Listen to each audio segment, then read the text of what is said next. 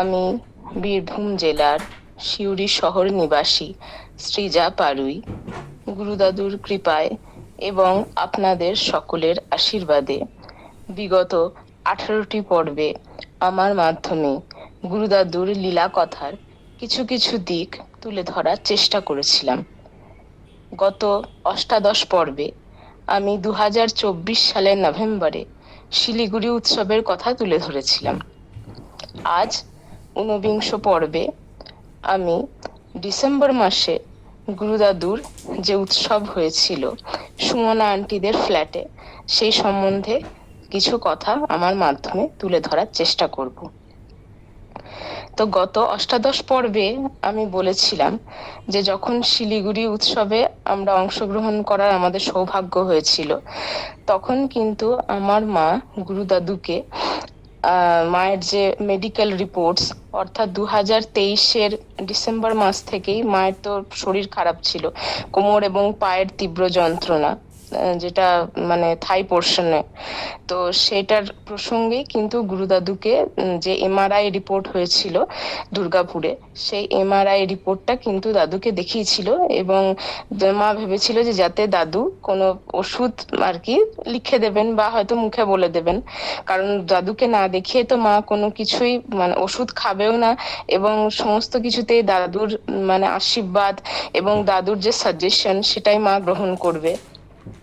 তো এখানে তো দাদু যখন এমআরআই রিপোর্ট দেখেছিলেন, তখন মাকে একটু মৃদু বকুনি দিয়েছিলেন শিলিগুড়ি উৎসবে জ্যোৎস্না জেঠিমাদের ঘরে, তখন 7ই নভেম্বর 2024। তো বললেন যে খাও, সারা জীবন ধরে ওষুধ খেতে থাকো। প্রথমেই যদি ওষুধ খেতে তাহলে তো এতদূর পর্যন্ত ব্যাপারটা আসতো না, তো এখন সারা জীবন তোমাকে ওষুধ খেতে হবে, খাও আরো ওষুধ বললেন।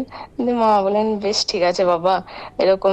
দাদু বললেন ঠিক আছে, তুমি চিন্তা করো না, আমি ওষুধ ভেবে দেখছি কি মানে তোমাকে বলি।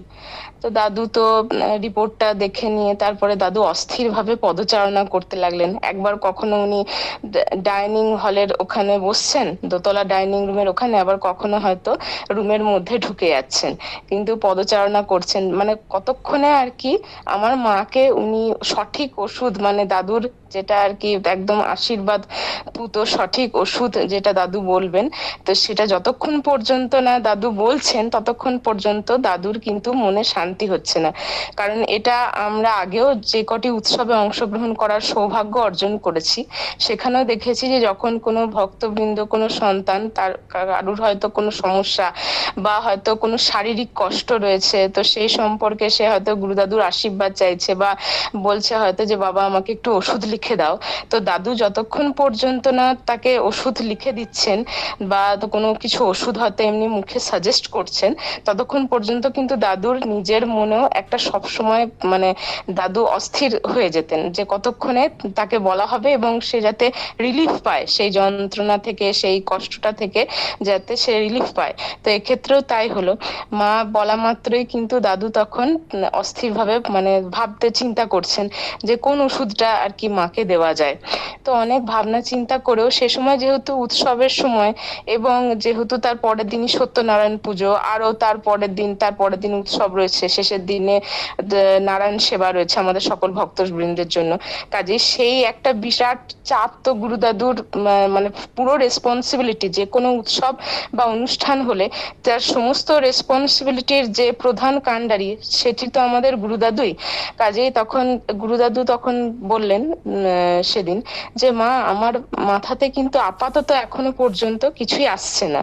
মা বললো বেশ ঠিক আছে বাবা, তুমি যেটা বলবে।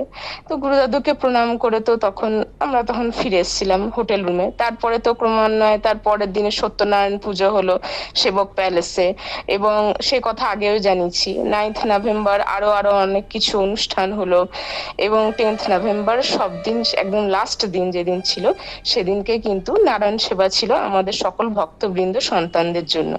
তো উৎসব তো ক্রমে শেষ হয়েও গেল, এবং যেহেতু মা সেবক প্যালেসেও অর্থাৎ 9th নভেম্বর কিন্তু আরেকবার চেষ্টা করেছিল যে এক ফাঁকে গুরুদাদু অনুষ্ঠান চলাকালীনই, তখন অনুষ্ঠান চলছিল অলরেডি, তো আমি আর বাবা বসেছিলাম, তো মা বললো যে এই সময় যদি আমি একটু যাই বাবার কাছে, দেখি যদি ফাঁকা পাই, যদি একটু জিজ্ঞাসা করতে পারি। তো এবার তো মা সে সময় দাদু যে রুমটিতে, সেবক প্যালেসে যে রুমটিতে আসীন ছিলেন, সেখানে মা গিয়ে কিন্তু বসেছিল, কিন্তু তখন অলরেডি আরো ভক্ত শিষ্যবৃন্দ সন্তান তারাও কিন্তু ছিলেন দাদুর আশেপাশেই। তো এবার আরো অনেক ভক্ত আসছেন, তারা দর্শন করছেন গুরুদাদুকে, বাইরে থেকেও অনেকে আসছেন। তো এর মধ্যেই মা বুঝলো যে যেহেতু এতটা ভিড় আছে, তো এর মধ্যে কিন্তু দাদুকে জিজ্ঞাসা করা যাবে না, কাজেই মা এখানে চুপচাপ বসেই থাকলো। তারপর কিছুক্ষণ পরে আবার দাদুকে প্রণাম করে আবার কিন্তু ফিরে চলে এলো। কিন্তু একটা জিনিস হচ্ছে যে অন্তর্যামী যে পুরুষ সাক্ষাৎ নারায়ণ, তার মনের মধ্যে কিন্তু সকল ভক্তের কষ্ট যন্ত্রণা, শারীরিক কষ্ট, যে কোনো সমস্যা, সমস্ত কিছুই তার নজর এড়ায় না। তিনি কিন্তু সমস্ত কিছুই একদম ভেতর থেকে পড়ে ফেলতে পারেন। এবং দাদুকে আমি লক্ষ্য করে দেখেছি যে জিনিসটা বলা হয় একবার, সেটা কিন্তু গুরুদাদুর মানে একদম মনের মধ্যেই গাঁথা থাকে আসলে, কারণ তিনি তো অন্তর্যামী নারায়ণ। তার মনের মধ্যেই কিন্তু এই ব্যাপারটা গাঁথা রয়েছে যে মায়ের যে সমস্যাটা হয়েছে, শারীরিক সমস্যাটা, কিন্তু তখন কি যেহেতু উৎসবের এত মানে একটা আনন্দমুখর মুহূর্ত, এবং সমস্ত ভক্ত শিষ্যবৃন্দ পরিবেষ্টিত, তারা সকলে মিলে আনন্দ করছেন, কাজে সেই সময়টায় তখন হয়তো উপযুক্ত সময় হয়নি। কাজেই তা না হলে দাদু নিশ্চয়ই হয়তো সেই সময়ই মাকে সঠিক ওষুধ বা সাজেস্ট করতেন এবং হয়তো লিখেও দিতেন। কারণ দাদুর সমস্ত জায়গাতেই উৎসবে আমরা লক্ষ্য করে দেখেছি, সব জায়গাতেই দাদুর পেন এবং খাতা সমস্ত জায়গাতেই কিন্তু দাদু সঙ্গে রাখতেন এবং নিয়ে যেতেন, যাতে কোনো ভক্তবৃন্দের যখন কোনো কিছু কষ্ট, যে কোনো কিছু সমস্যা, শারীরিক সমস্যা বা এমনি কোনো সমস্যা বা প্রবলেম হলো, তো দাদু সেটাকে যতক্ষণ না মানে একদম পুরোপুরি দাদু মানে নির্মূল করছেন তার আশীর্বাদ দিয়ে এবং তার আশীষ বচন দিয়ে, ততক্ষণ পর্যন্ত কিন্তু দাদু সবসময় মানে ভক্তদের কিভাবে যাতে কল্যাণ হয় সেই বিষয়ে দাদুর সবসময় কিন্তু চিন্তা এবং চেতনা। দাদু হচ্ছেন আমাদের যেহেতু ভক্তগত প্রাণ। তো এবার উৎসব তো শেষ হয়ে গেল, শিলিগুড়ি উৎসব শেষে আমরা যথারীতি ফিরে এলাম সিউড়িতে। এবার যেহেতু কি হয়েছে, শিলিগুড়ি স্টেশনে যখন নেমেছিলাম এবং মায়ের যখন প্রথম 23 সালে ডিসেম্বরে শরীর খারাপ ধরা পড়ে, যে কোমরে এবং ওই থাই পোর্শনে যন্ত্রণা তীব্র, এবং সেখান থেকে মোটামুটি 2024-এর এপ্রিলে কিন্তু মা সুস্থই হয়ে গেছিল। গরম মানে গ্রীষ্মকাল পড়তেই মা মোটামুটি শরীরটা অনেকটাই ঠিক, কেবলমাত্র মে মাসে এমআরআই করানো হয়েছিল দুর্গাপুরে গিয়ে, এবং মা কিছু কিছু যোগা করতো, তাতেই কিন্তু মোটামুটি গুরুদাদুর আশীর্বাদে এবং সকলের আশীর্বাদে ঠিকই ছিল। এবার মা ভেবেছে যে পুরোপুরি হয়তো মা সুস্থই হয়ে গেছে, তার জন্য মা কিন্তু টানা ব্যায়ামটাও বন্ধ করে দিয়েছিল টানা মোটামুটি 2-3 মাস, অর্থাৎ তখন জুলাই মাসে শ্রাবণ মাস পড়েছিল। তো মা পুরো শ্রাবণ মাসটা পালন করতো আমাদের মানে বাড়ির কাছেই যে ক্লাব, সেখানে কিন্তু শিব মন্দির রয়েছে, ভবতারিণী মন্দির এবং রাধাকৃষ্ণের মন্দির রয়েছে। তো শ্রাবণ মাসে প্রত্যেক দিন পুরো শ্রাবণ মাসটা মা কিন্তু সেই জল ঢালার জন্য এবং সেই পূজা অর্চনা করার জন্য একটা তো মানে টাইম থাকে, ব্যস্ততা থাকে, সেই কারণ কিন্তু আগস্ট মোটামুটি জুলাইয়ের শেষের দিক বা আগস্টের গোড়ার দিক থেকেই কিন্তু মায়ের ব্যায়ামটা পুরোপুরি মা ছেড়ে দিয়েছিল। মা ভেবেছে যে মা সুস্থই হয়ে গেছে, আর তো কোনো কিছু ব্যায়াম করার দরকার নেই, এবার ঠিকঠাক হয়ে যাবে। তারপরে ক্রমান্বয়ে তো আস্তে আস্তে যেহেতু অক্টোবর মাসে পুজো ছিল, তার জন্য আরো ব্যস্ততা ছিল মায়ের, যে ঘর সমস্ত কিছু পরিষ্কার করা, সবকিছুই কিন্তু মানে সেই উৎসাহে করেছে যে মা ভাবছে আমি তো পুরোপুরি ঠিক হয়ে গেছি। এরপরে তারপরে অক্টোবর মাস এলো, দুর্গা পুজো এলো, এবং নভেম্বরে তো আমাদের শিলিগুড়ি উৎসব, গুরুদাদুর কাছে যেহেতু যাওয়া হবে, সেই আনন্দে একটা সমস্ত কিছু প্যাকিং করা, গোছগাছ করা, তার একটা প্রস্তুতি, সমস্ত কিছুই মা কিন্তু একদম যেরকম ভাবে একটা মানে সুস্থ মানুষ যা উৎসাহে করে সেই রকম উৎসাহী করছে। কারণ মা তো ভাবতে পারছে না যে মা এখনো পুরোপুরি হয়তো ঠিক হয়নি, বা ব্যায়ামটা মাকে চালিয়েই নিয়ে যেতে হবে, চর্চা করতে হবে। মা ভাবছে আমি ঠিক হয়ে হয়ে গেছি, ওই জন্য ব্যায়াম করাটা পুরোপুরি ছেড়ে দিয়েছে। এবার শিলিগুড়ি জার্নির আগেই, মানে শিলিগুড়ি উৎসবের আগেই কিন্তু মায়ের আবার নভেম্বরের গোড়ার দিক থেকেই ওই ব্যথা কিন্তু আবার একটু একটু হতে শুরু করে, বাড়তে থাকে। পুজোর পর থেকেই একটু একটু হচ্ছিলই, তারপরে নভেম্বরের শুরুর দিক থেকে তো আরো বেড়ে গেল। তার জন্যই মা ডিসাইড করেছিল, এবং আমরাও বলেছিলাম যে তাহলে গুরুদাদুর কাছে গিয়েই এই সমস্যাটার কথা বলা হবে, এবং যদি গুরুদাদু কৃপা করেন তাহলে এমআরআই রিপোর্টটাও দেখিয়ে একবারে দাদু যেটা ওষুধ বলবেন সেই ওষুধটা এবং গুরুদাদুর আশীর্বাদকে সাথে নিয়েই ফিরে এসে মা আবার সেই ওষুধ স্টার্ট করবে, বা যা কিছু বলবেন সেটা আর কি কি বলছেন দাদু কি সেটা আমি শুনবো। তো দাদু তো বললেন যে এরকম সারা জীবন ওষুধ খেতে, আগে দেখালে তো এটা হতো না। এবং দাদু বললেন যে এই মুহূর্তে আমি তো এখন কোনো ওষুধের নাম বলতে পারছি না। তো যাই হোক, দাদুরকে প্রণাম করি, দাদুর আশীর্বাদ সাথে নিয়ে আমরা সিউড়িতে ফিরে এসেছিলাম, কারণ আমরা জানতাম যে অন্তর্যামী নারায়ণ যখন বলেছেন কিছু না কিছু কিন্তু ঠিক ব্যবস্থা হবে, এবং দাদু কিন্তু কৃপা করবেনই। এবার যথারীতি যেহেতু তখন শিলিগুড়ি উৎসবে মা তো একটু অসুস্থ অবস্থাতেই গেছিল, এবং শিলিগুড়ি প্ল্যাটফর্ম ছিল অতি দীর্ঘ প্ল্যাটফর্ম, এবং সেখানে তো মানে সেইভাবে আর কি কি বলবো, আমাদের সিউড়ি স্টেশনেই যেরকম রয়েছে যে কোনো কুলি পাওয়া যায় না, এবং ওভারব্রিজ পার হতে হয় ইত্যাদি ইত্যাদি। এবার ওই অবস্থা থেকেও যাই হোক, মানে আস্তে আস্তে করে হলেও তো মাকে হাঁটতে হয়েছে। তো সেই চরম শরীর খারাপের অবস্থাতে হেঁটেছে। তারপরে সেখান থেকে আবার সাঁইথিয়া স্টেশনে গেছে, সাঁইথিয়া স্টেশন এবং শিলিগুড়ি স্টেশনে, এই যে টানা একটা লং জার্নি হয়েছে। প্লাস শিলিগুড়ি পৌঁছে আমরা যে হোটেলটিতে ছিলাম সেই হোটেলে, মানে আমার একটু ভুলও হয়েছিল, আমি যখন হোটেল বুকিং করি তখন এটা জানা হয়নি যে লিফট আছে কিনা, কারণ মায়ের যেহেতু তখন পায়ের এরকম অসুবিধা, তো হোটেলটিতে কিন্তু লিফট ছিল না। এবং আমাদের রুমের যেটা অ্যারেঞ্জমেন্টস ছিল সেটা কিন্তু ছিল একদম 3 তলাতে, মানে হোটেল রুমের 3 তলাতে। তো কাজেই ওই যে সিঁড়ি ওঠানামা করা, এবং মায়ের শারীরিক অসুস্থতার কথা ভেবেই আমরা কিন্তু গুরুদাদুর সন্ধেবেলার উৎসবগুলিতে অংশগ্রহণ করার সৌভাগ্য অর্জন করতে পারিনি, কেবলমাত্র দিনের বেলাগুলোতেই আমরা অংশগ্রহণ করার সৌভাগ্য অর্জন করেছিলাম। কিন্তু তবুও ওই একবার একবার করে যে সিঁড়ি ওঠানামা, সেটাতেই কিন্তু মায়ের ব্যথাটা কিন্তু আরো বেড়ে গেছিল। কাজেই যখন আমরা শিলিগুড়ি থেকে ফিরলাম 11ই নভেম্বর, তখন কিন্তু মা পুরোপুরি একদম বলতে গেলে শয্যাশায়ী হয়ে পড়লো, মানে সেভাবে কোনো কাজই করতে পারছে না। আর ঠান্ডাটাও তখন আস্তে আস্তে কিন্তু বাড়ছে। আমাদের সিউড়িতে কিন্তু নভেম্বরের মানে মোটামুটি মাঝামাঝি বা এই সময় করে তখন ভালোই ঠান্ডা কিন্তু পড়তে শুরু করেছিল।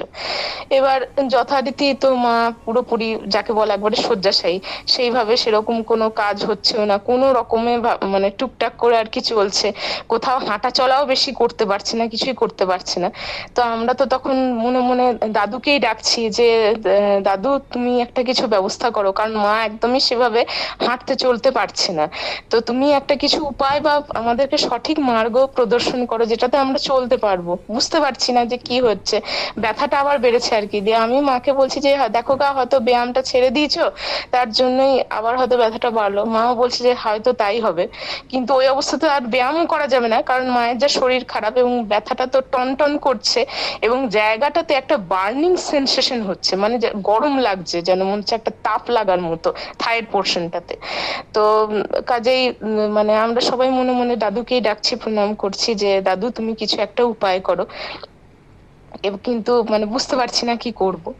এবার ইতিমধ্যেই কিন্তু গুরুদাদু যে কিভাবে ভক্তদেরকে কৃপা করেন, এবং কিভাবে যে অনেক সময় দাদু কিন্তু সেই সুযোগ তার কৃপার মাধ্যম দিয়ে আমাদেরকে প্রদান করেন, সেই সুযোগটা কিন্তু চলে এলো।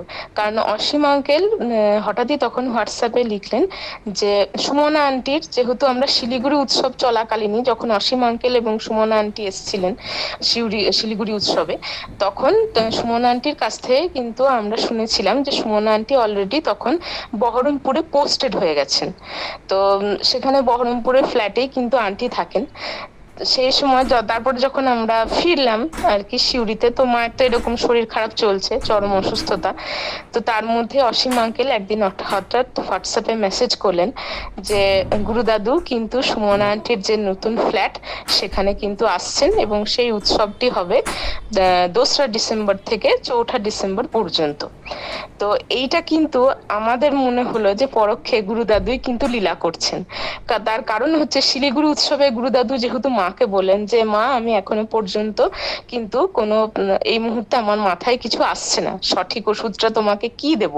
কিন্তু ওই যে দাদুর মনে যে একটা অস্থিরতা তৈরি হয়েছিল যে কতক্ষণে উনি বলবেন মাকে ওষুধের কথা, বা যদি কোনো কিছু কিছু উপায় করতে হয় যাতে মা আবার রিলিফ পায়। কারণ আমরা প্রত্যেকেই তো গুরুদাদুর সন্তান, এবং গুরুদাদুর সবসময় মানে ভক্তগত প্রাণ, ভক্তের কিভাবে কষ্ট লাঘব হবে, তাদের সন্তানের কিভাবে কষ্ট লাঘব হবে, সেটি সবসময় কিন্তু গুরুদাদুর চিন্তা চেতনার মধ্যে সবসময় প্রকাশ পায়। কাজেই গুরুদাদুই কিন্তু এই কৃপাটি করেছেন যে যেহেতু শিলিগুড়িতে সেই সুযোগ হলো না, কাজে গুরুদাদু একটা চরম সুযোগ কিন্তু প্রদান করলেন যে এই যে বহরমপুরে সুমন আন্টিদের ফ্ল্যাটে যে আবার উৎসব হবে তার মাধ্যম দিয়ে। তার কারণ হচ্ছে আমার বাবা মোটামুটি 2011 ডিসেম্বরের শেষের দিক থেকে 2021 জুলাইয়ের মাঝামাঝি পর্যন্ত এই দীর্ঘ এত বছর কিন্তু বহরমপুরই পোস্টেড ছিল। কাজে বহরমপুর শহরটি কিন্তু আমার বাবার খুব ভালো করেই চেনাশোনা, কোথায় কি আছে না আছে সমস্ত কিছু দীর্ঘ এত বছর থাকার কারণে, সার্ভিসের কারণে কিন্তু চেনে। এবার অন্য কোনো শহর হলে কিন্তু বাবার পক্ষে যাওয়া হয়তো এতটা মানে সম্ভব হতো না, কারণ বাবা তো অন্য শহরের মানে কোথায় কি আছে সেই জায়গাগুলি সম্পর্কে তো অত অবগত নয়। কিন্তু বহরমপুর যেহেতু বাবার একটা ইউজুয়াল প্লেসের মধ্যে পরিণত হয়েছিল, কাজেই বাবা তো সেটার সম্পর্কে একদমই সাবলীল অত্যন্ত ভাবে। এবং অনুষ্ঠানটি হয়েছে কি আমাদেরই অসীম আঙ্কেল এবং সুমন আন্টিদের ঘরে। কাজে এখানে তো মানে একদম মানে দাদু যে চরম এতটা আশীর্বাদ প্রদান করলেন, এতটা সুযোগ করলেন, এটা মনে করি সত্যি ভাবে যে দাদু তুমি কত কৃপাময়। এবং যথারীতি আমরা বাবাকে বললাম যে তাহলে ঠিক আছে, তুমি 4 ডিসেম্বর তাহলে রওনা দেবে।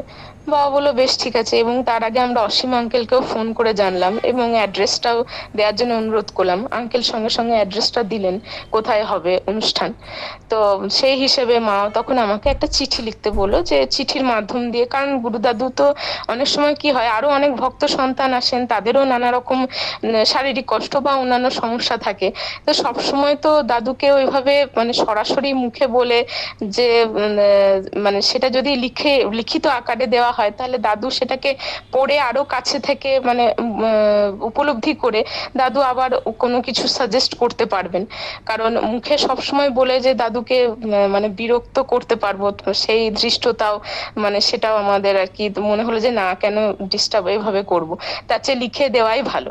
কাজেই আবার দাদু তো রিপোর্ট আগেই দেখেছিলেন, এমআরআই রিপোর্ট মায়ের, তো সেই অনুযায়ী তো কি কি সমস্যা আছে যে দাদু বলেছেন যে মায়ের রিপোর্ট দেখেই বলেছিলেন যে T2 হাড় যেটি সেটি কিন্তু নষ্ট হয়ে গেছে, এবং L3 এবং L4 এ যে গ্যাপ হয়েছে, তো সেটা আবার লিখলাম। এবং মায়ের যে ওই যে বার্নিং সেন্সেশন যে সমস্যাটি হচ্ছে থাই পোর্শনে, তো সেটা সম্পর্কেও লিখলাম এবং দাদুকে প্রণাম জানিয়ে সেই চিঠিটি বাবার মাধ্যম দিয়ে যথারীতি বাবা কিন্তু 4 ডিসেম্বর রওনা দিল। তার আগে অসীম আঙ্কেলকে ফোন করে আমরা একটু জানিয়ে দিলাম। অসীম আঙ্কেল সেই সময় বোধহয় মঠে ছিলেন, কারণ মঠ থেকেও সাধু সন্ত তারা এসেছিলেন গুরুদাদুকে দর্শন করবেন এবং নিয়ে যাবেন বলে কিছু সময়ের জন্য। তো যথারীতি বাবা তো ওখানে গিয়ে পৌঁছালো সুমন আন্টিদের ফ্ল্যাটে। অত্যন্ত সুন্দর ফ্ল্যাট, মনোরম ফ্ল্যাট। এবং বাবার বহরমপুরেরই কিছু কলিগস যারা কাকু জেঠু আছেন তাদেরকেও বাবা কিন্তু সাথে নিয়ে এসেছিল এবং সেখানে অপেক্ষা করতে লাগলো, কারণ সেই সময় অসীম আঙ্কেল গুরুদাদুকে সাথে নিয়ে বোধহয় কাছাকাছি নিকটবর্তী কোনো আশ্রম বা মঠে গেছিলেন, সেখানে আরো মাতাজি সাধু সন্তরা রয়েছেন। পরে তো অসীম আঙ্কেল দাদুকে নিয়ে ফিরে এলেন যখন আবার ফ্ল্যাটে, তখন সবাই মিলে বাবারা দর্শন করলো এবং বাবাদের অফিসের যে কলিগ কাকু জেঠু তারাও দর্শন করলেন। তারাও কিন্তু দাদুর অনেক ভক্ত, কারণ বাবার মুখে দাদুর অনেক লীলা কথা মহিমা শুনে শুনে তাদেরও খুব ইচ্ছা ছিল দাদুকে দর্শন করার। তো দাদুকে সাক্ষাৎ দর্শন করলেন তারা, তাদের জীবন ধন্য করলেন। এবং তার সাথে সাথে আরো আমাদের সিউড়ি থেকে খুব সম্ভবত মন্দিরা শীল আন্টি গেছিলেন, কারণ বাবা যখন ফিরে এলো পরের দিন 5 ডিসেম্বর শুনেছিলাম বাবার মুখে।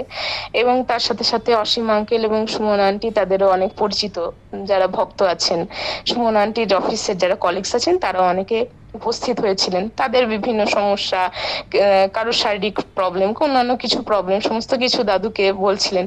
এবং দাদু কিন্তু অত্যন্ত ধৈর্য সহকারে প্রত্যেকের কথা শুনছিলেন এবং সেই মতোই কিন্তু একদম সাজেশন দিচ্ছিলেন এবং দাদুর আশীষ বাণী প্রদান করছিলেন। তো যথারীতি আমার বাবাও কিন্তু গিয়ে চিঠিখানি দাদুর হাতে দেয় এবং দাদু চিঠিটা দেখে, বলে যে আহা, আমার মায়ের কত কষ্ট হয়েছে। কারণ দাদুর কাছে কিন্তু দাদু সকল সন্তানরা প্রিয় এবং দাদুর মায়েরা অত্যন্ত প্রিয় দাদুর কাছে। তো বাবা বললো যে দাদুকে, যে বাবা, এরকম আমাদের তো হোটেলে শিলিগুড়িতে কোনো ইয়ে ছিল না, লিফট ছিল না, কাজে সিঁড়ি দিয়ে ওঠানামা করতে হয়েছে। তারপর সেটাতেই হয়তো ব্যথাটা বেড়ে গেছে, আবার ব্যায়ামটাও ছেড়ে দিয়েছিল, ভেবেছিল যে সুস্থ হয়ে গেছি হয়তো, প্লাস ওই শিলিগুড়ি স্টেশন যে এতটা লম্বা প্ল্যাটফর্ম পেরোতে হয়েছে, এতেই হয়তো ব্যথাটা আরো বেড়ে গেছে। তো দাদুর সঙ্গে সঙ্গে বলে উঠলেন যে আহা, আমার মায়ের কত কষ্ট হয়েছে। সত্যি মানে দাদু যে মানে কত সন্তানের জন্য একদম আকুল প্রাণ কেঁদে ওঠে, সেটা ভাবলে আমি ভাবি যে দাদু কত কৃপাময় এবং সর্বদাই ভক্তগত প্রাণ। তো দাদু সঙ্গে সঙ্গে সাজেস্ট করলেন যে, এবং ওষুধ দিলেন, কার্টিজেন এবং রুমালয়া ফোর্ট, এবং তার সাথে বায়োডি3 ম্যাক্স, সেই ওষুধটিও দিলেন এবং কিভাবে খেতে হবে সেটাও লিখে দিলেন। এবং দাদু দুটো তেল ম্যাসাজ করতে দিলেন, একটা হচ্ছে যে শ্রীগোপাল তেল এবং মহানারায়ণ তেল। এই দুটি তেল কিন্তু মিক্স করে মানে লাগাতে হবে, ম্যাসাজ করতে হবে সূর্যোদয় এবং আগে এবং সূর্যাস্তের পরে। তো যথারীতি তারপরে আরো কিছুক্ষণ বাবা বসে থাকলো এবং বিভিন্ন অনুষ্ঠান, আনন্দ, সংকীর্তন, মানে ভক্ত ভক্ত সমাবেশ হলেই তো সেখানে আনন্দ উৎসব হয়, বিভিন্ন জনা মানে দাদুকে নিয়ে আনন্দ করছে, প্রণাম করছে। এবং যথারীতি সুমনা আন্টি কিন্তু সকলকে প্রসাদ বিতরণ করছেন। এবং আমি এবং আমার মা যেহেতু আমরা যেতে পারিনি, তার জন্য সুমনা আন্টি কিন্তু পরম যত্নে নিজের হাতে প্রসাদ সাজিয়ে আমার বাবার হাতে দিলেন এবং বলেন যে এটা কিন্তু দাদা আপনি শ্রীজাদেরকে দেবেন। তো যথারীতি প্রণাম করে গুরুদাদুর অনুমতি নিয়ে এবং অসীম আঙ্কেল এবং সুমন আন্টিকে বলে বাবা সেই রাত্রে একটা হোটেলে ছিল, কারণ বহরমপুরে তো বিভিন্ন জায়গাটা পরিচিত, কাজে হোটেলও মোটামুটি বাবার পরিচিত। তো সেখানে থেকে পরের দিনে আবার 5ই ডিসেম্বর বাবা ফিরে আসে। এবং দাদুর কৃপাতে যথারীতি মানে দাদু কতটা কৃপাময় যে শিলিগুড়িতে দাদু যে সঠিকভাবে তখন মানে দাদু যেহেতু উৎসবের মাঝে ছিলেন, তার জন্য মাকে যে দাদু মানে তখন বলার সুযোগ বা হয়তো সময় হয়নি, দাদুরই কৃপা সেটা, সময় হয়নি, তার জন্য দাদু নিজেই কিন্তু সুযোগ করে দিলেন। এবং অসীম আঙ্কেল এবং সুমন আন্টিদের মাধ্যমে অসীম আঙ্কেলকেও অনেক অনেক ধন্যবাদ জানাই যে এইরকম একটা সুযোগ করে দিয়েছেন, সুমন আন্টিকেও তাই। এবং দাদুর কৃপাতে যে এই সাজেশনটা আমরা গুরু দাদুর আশীর্বাদ পেয়েছিলাম এবং দাদু যে ওষুধ এবং মেসাজ লিখে দিয়েছিলেন। এই প্রসঙ্গে আরেকটা উল্লেখ্য যে চিঠিখানি যখন আমার বাবা গুরু দাদুর হাতে দেয়, তখন আমার বাবা জিজ্ঞাসা করেছিল দাদুকে যে বাবা তাহলে কি চিঠিটা আপনি রাখবেন না আমি আবার নিয়ে যাব তাহলে, সেরকম। দাদু কি করলেন, দাদু কিন্তু চুপচাপ একটু হেসে চিঠিখানি কিন্তু নিজের মানে জামার পকেটের মধ্যে কিন্তু ভরে রাখলেন এবং মানে চোখ বন্ধ করে রইলেন, মানে যেন মনে হবে মানে দাদু যেন জপ করবেন। আমরা সেটা বুঝেই গেছিলাম। অর্থাৎ দাদুর এতটাই কৃপাময় যে আমার লিখিত যে চিঠি, আমার হস্তাক্ষরে যে চিঠি, সেটি কিন্তু দাদুর কাছেই সুরক্ষিত থাকলো এবং দাদুর আশীর্বাদ প্রাপ্ত হলো। এবং তার সাথে সাথে দাদু যে সাজেশন দিলেন ওষুধ এবং সেই তেল ম্যাসাজ, সেটা কিন্তু প্রয়োগ করে এবং গুরু দাদুর কৃপায় আপনাদের সকলের আশীর্বাদে মা কিন্তু আগের চেয়ে মানে অনেকটাই ভালো আছে এবং যে হাঁটা চলা করতে পারছে শয্যাশায়ী অবস্থা থেকে, এটাও কিন্তু গুরুদাদুর অশেষ কৃপা। তাই গুরুদাদুর চরণে আরেকবার আমার অনন্ত কোটি প্রণাম জানাই এবং সকল ভক্তবৃন্দের চরণে আমার আবার প্রণাম জানাই। আমার অসংখ্য ভুল ত্রুটি হয়েছে, সেই সকল ভুল ত্রুটি মার্জনা করবেন। এবং এর পরবর্তী পর্বে আমি গুরুদাদুর আবার কিছু কিছু লীলা কথা আমার মাধ্যম দিয়ে যথাসাধ্য তুলে ধরার চেষ্টা করব। প্রণাম প্রণাম, সকলের চরণে প্রণাম। গুরুদাদুর চরণে আমার দণ্ডবত প্রণাম, সকলের চরণে প্রণাম।